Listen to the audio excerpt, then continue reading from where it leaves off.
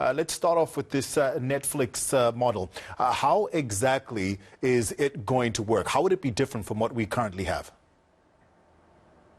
Well, essentially, what they'll let you do is they'll let you share your password or at least create sub-accounts.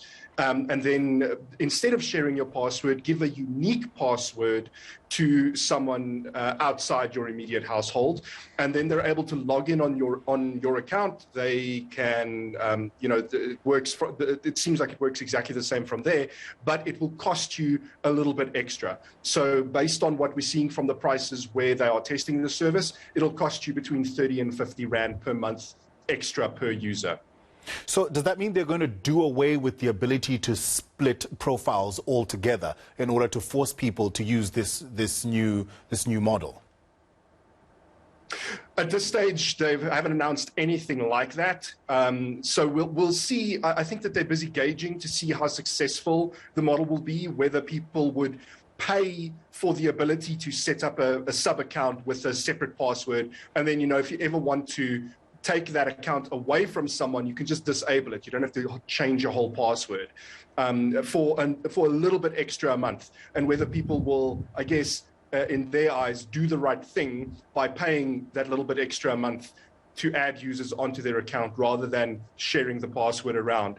And then, of course, there's the whole streaming limit thing that already limits how many people can view simultaneously from an account, right? So a standard Netflix account only allows 2 simultaneous streams. So if you've got 2 people watching Netflix from different devices in the same house, and now your mom or your mom-in-law wants to watch from their house because you've shared your password with them, one of you won't be able to. Either someone's going to get kicked off, or the person outside the house won't be able to connect in.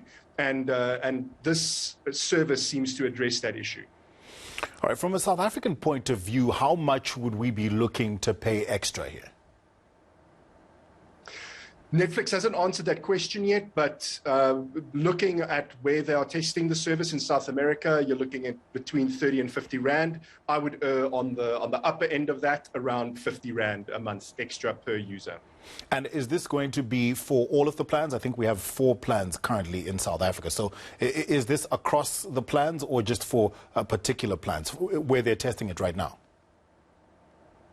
So this, I suspect, would only be available to the standard and premium plan, and because those plans allow you to stream to multiple devices at the same time. Plans that don't allow multiple streams, this isn't going to work on them, I suspect. All right. So this approach they're trying is because they're trying to up their revenue and they're trying to increase the uptake of new subscribers. Just how bad has it gotten over the last year or two in terms of attracting new subscribers for Netflix? Yeah, so Netflix they have seen their share price getting pummeled because their results were not what analysts and investors expected. It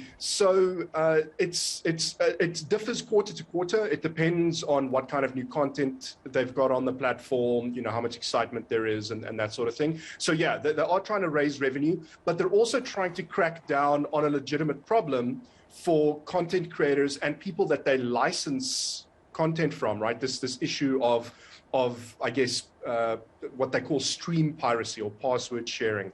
And rather than being draconian about it, rather than cracking down on it by implementing all kinds of strict measures on the accounts, like we're seeing DSTV doing by restricting everybody to 1 simultaneous stream, Netflix is introducing a product first to say, here's the thing that we're going to introduce to make password sharing to support password sharing. We see everybody wants to do this, so let's make a product that lets you do it, and then kind of gauge what the uptake of that is before they start bringing out the stick. So first the carrot, and then if that doesn't work, the stick. Jan, 30 seconds I've got left with you. Do we know how long they're testing in Peru, Chile, etc., and when we'll get the results of that test? The tests last between a month and 3 months, and then we'll see if they roll it out to the rest of the world. It really depends on whether it's successful there. All right. Jan, thank you so much for your time. We appreciate it. Jan Vermeulen from MyBroadband.